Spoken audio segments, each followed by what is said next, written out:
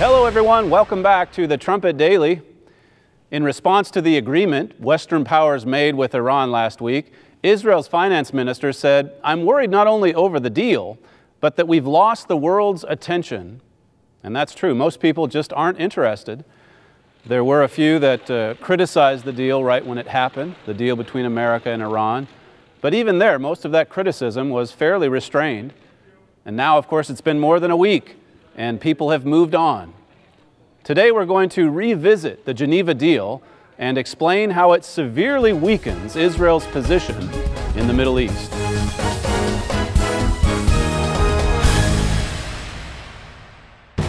The Philadelphia Church of God presents the Trumpet Daily.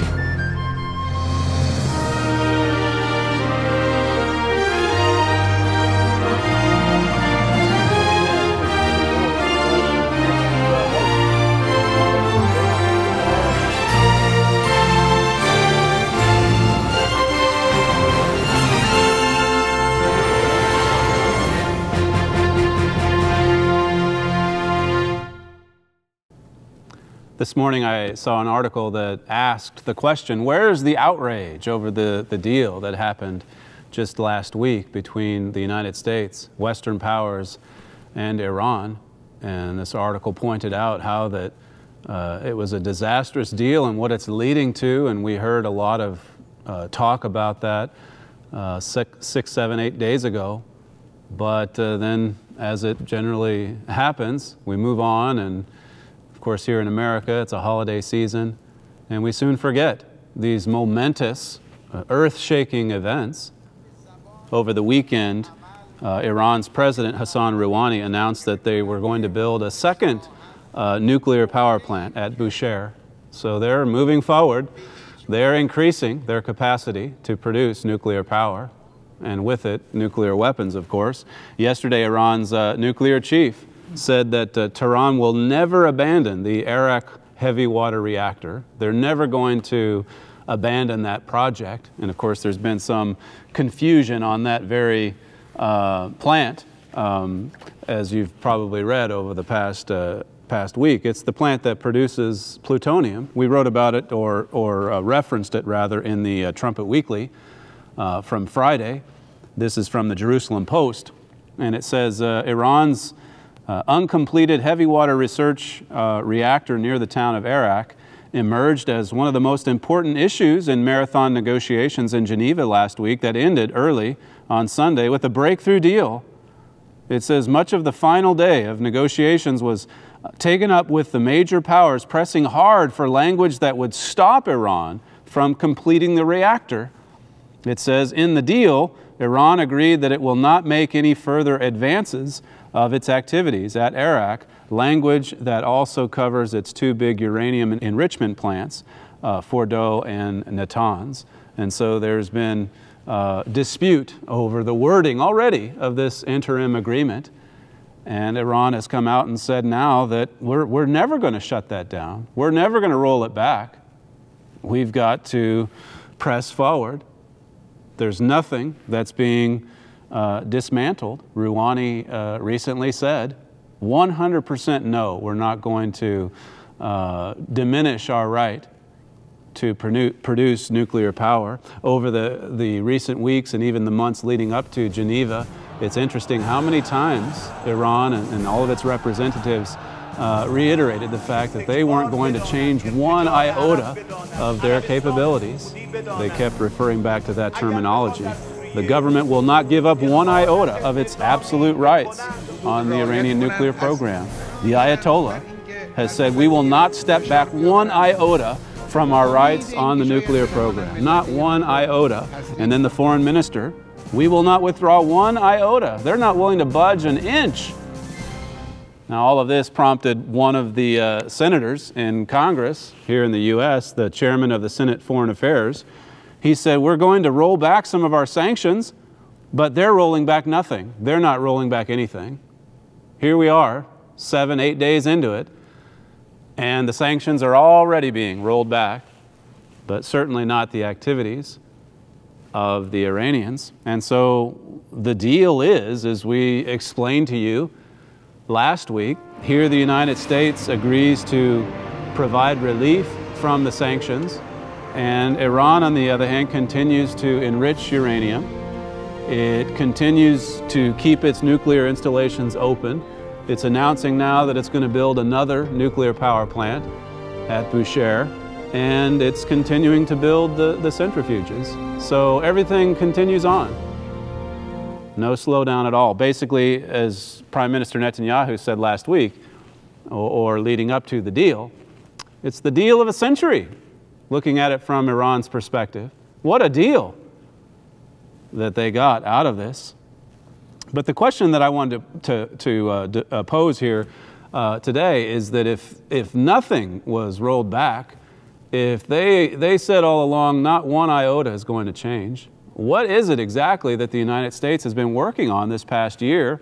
Because the negotiations, as we discovered right after the deal was struck, the negotiations started early this year, and it's been ongoing for a year. And if in those discussions the United States and the other Western powers weren't able to get them to budge an inch, what exactly did they accomplish? What exactly were they doing over this past year? What were they hoping for? Carolyn Glick asked that question in one of her columns from last week. This is from November the 25th.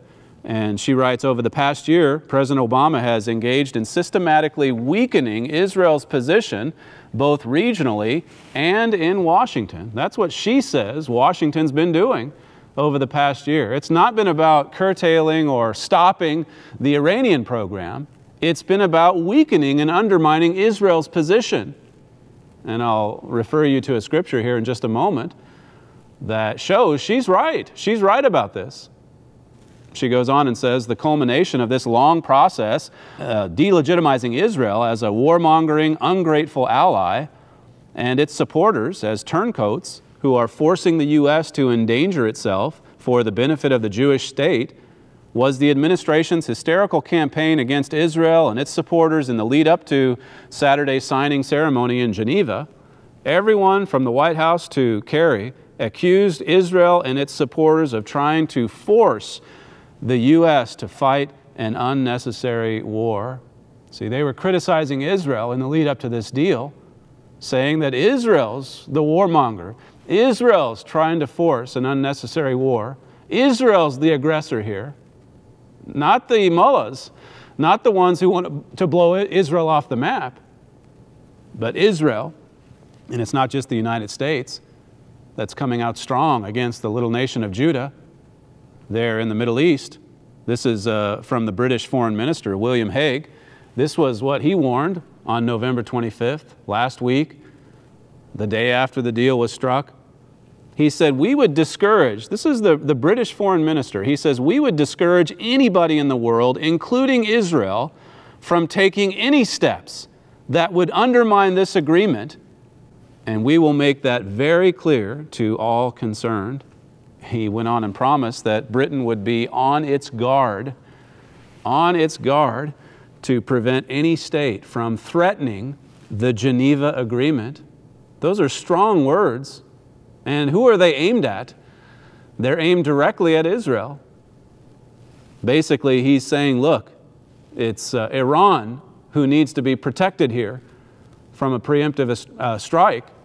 It's Israel that needs to be held back. It's Israel's position that needs to be weakened. Now let's notice this verse that I referred to. It's in Isaiah 9 and verse 21. And we've read this a time or two before, but it's important to go back and show you what God says about the relationship between Israel, or the little nation of Judah.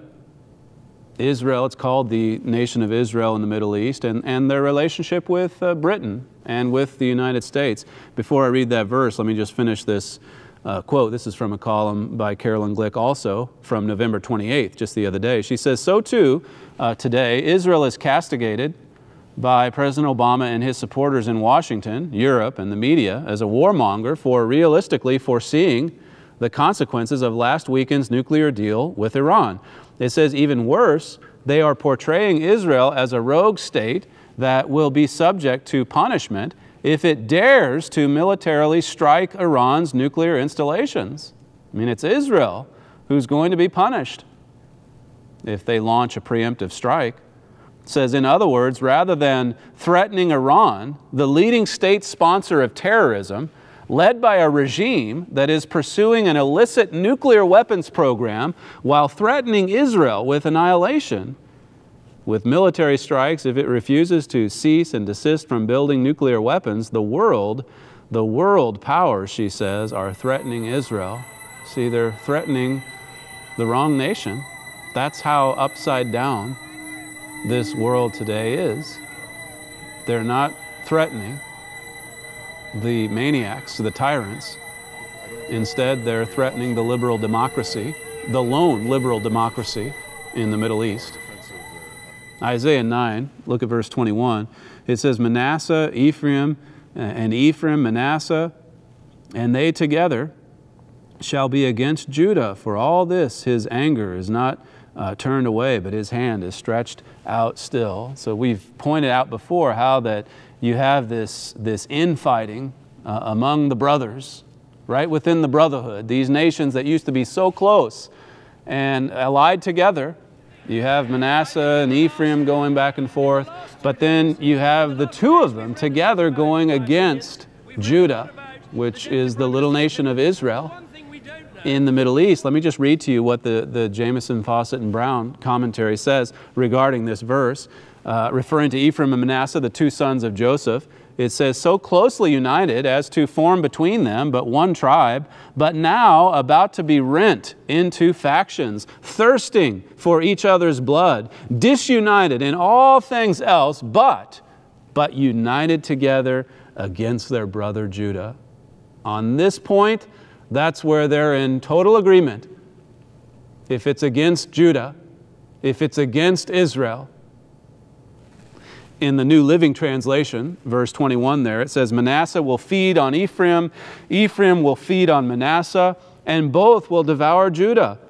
But even then, the Lord's anger will not be satisfied. His fist is still poised to strike. See, both these nations are going to devour Judah. The King James says against. I want you to think about that word for a second, because this is something worse than the United States and Britain just leaving Israel alone, leaving Israel to itself, to go it alone, abandoning Israel. It's worse than that. It's worse than abandonment. It's working against them actively. It's devouring them. And so, as I say, Carolyn Glick is right. The scriptures back it up. They're actually working behind the scenes in Washington, in London, to go against Judah, to actually devour Judah. Going back to Carolyn Glick's column, this is from last week, November 25th. She says, President Obama's goal is not to prevent Iran from becoming a nuclear power. It isn't even to facilitate a rapprochement between America and Iran. The goal of President Obama's foreign policy is to weaken the state of Israel. That's the goal. And there's been quite a lot of progress made. But as she also brings out in her column, the worst is yet to come. And that's bad news for Israel, but we know certainly that God has a lot to say about their demise there in the Middle East, and certainly ours over here as well. All right, we're going to go to a break just for a second here. When we come back from this, we're going to show you a short clip from last week. This is Charles Krauthammer, who is talking about the recent switch in the Senate rules about filibustering. And so we'll see a clip of that and then come back for a few closing remarks.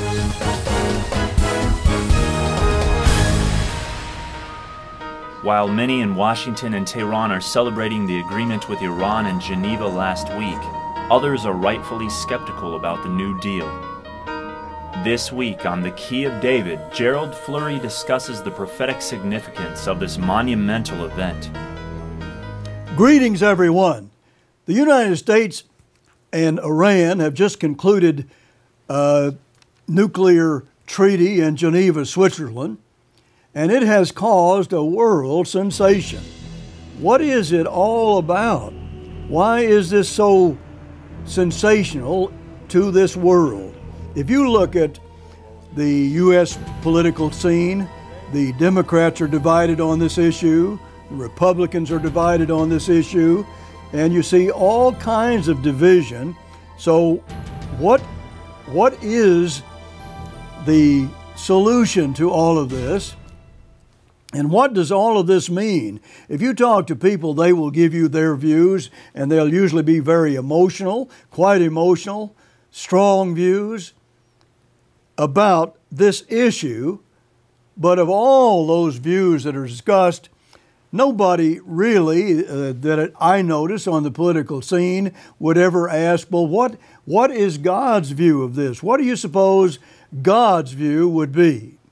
Now, I believe that you will be shocked by what I'm going to tell you if you really do take it seriously about what God says about this, or what all this means as far as the Bible is concerned and as far as Bible prophecy is concerned. I'm going to give you one Bible vision, just one Bible vision that just explicitly gives you what this is all, the meaning of what this is all about.